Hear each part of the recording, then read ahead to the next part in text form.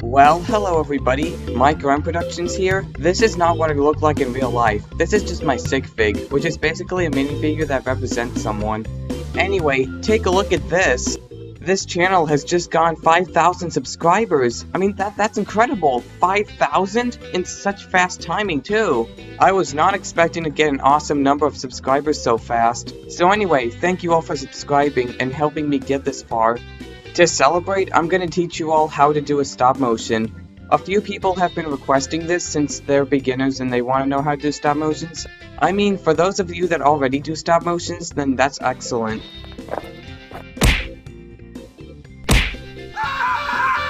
Okay, step 1. If you want to create a stop motion, you're going to need a camera. Other tools used for filming such as a phone also works too, but if you want to do really good quality stop motions, a digital camera will be necessary. I would highly recommend a Canon kind of camera. Any other digital camera works too. Step 2. You might need a tripod in order to hold your camera in place.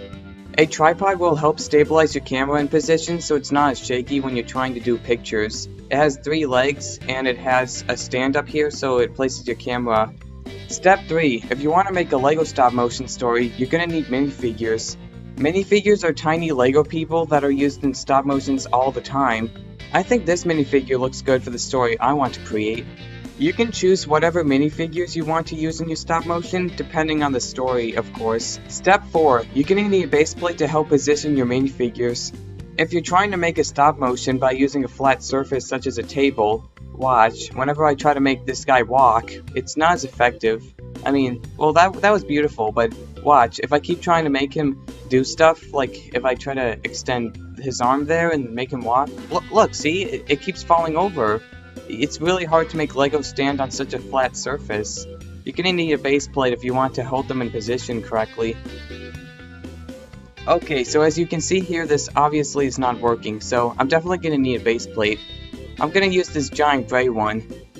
This kind of base plate is probably the best to start a brick film with. I mean, you can use other base plates such as smaller green ones or even blue ones, but I would highly recommend starting out with this base plate since it has a lot of room for you to do a brick film with. You see, they're standing in place and I can keep making them move.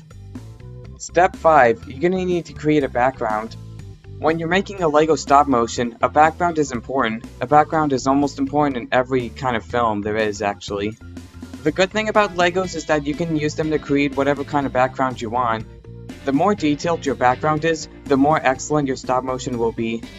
You want a good detailed background in order to make it relate to what you're trying to tell with your story.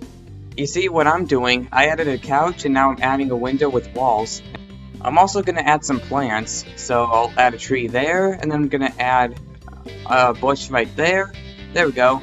So it looks like that it could be at some guy's house, or it could be like in the main lobby of an office building. You see how a good background makes a stop motion look more interesting? Step 6. It's important to control the lighting around your environment. Lighting plays a huge role in stop motions. You don't want your scene to look too dark, but you don't want it to be too bright either. Right now the scene looks a little dark. Like most movies, they have to have special lamps to control the lighting. So I'll use this desk lamp right here. And let's see what happens when I turn it on.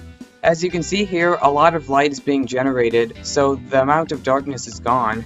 But now it's a little bright, and it's a little dark as well. When you're doing a brick film, keep playing around with the lighting until it looks what you think is good. Step 7. When you're actually filming your stop motion. Stop motion animation is a series of pictures used to make an object to look like it's moving on its own. Okay, so right here I take a picture, and then I keep making it move. And then take a picture here, and then I take a picture here as well. You see how it looks like he's moving on his own, like when he's trying to walk?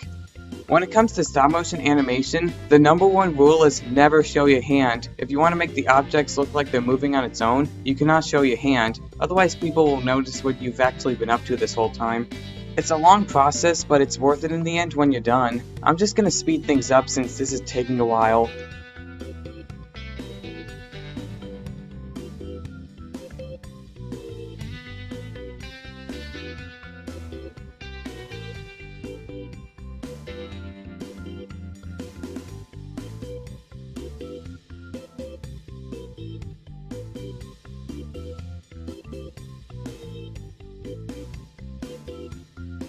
So anyway, yeah, that's pretty much how you make a stop motion.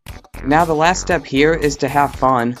Stop motion animation may be a long process, but it's well worth it in the end when it turns out good. You can create whatever you want with stop motioning, whether you use a wheelbarrow or you use a rock, just as long as you have a good story and excellent quality.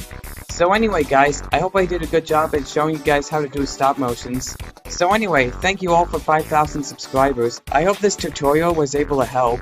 So anyway guys, this is Mike RM Productions signing out.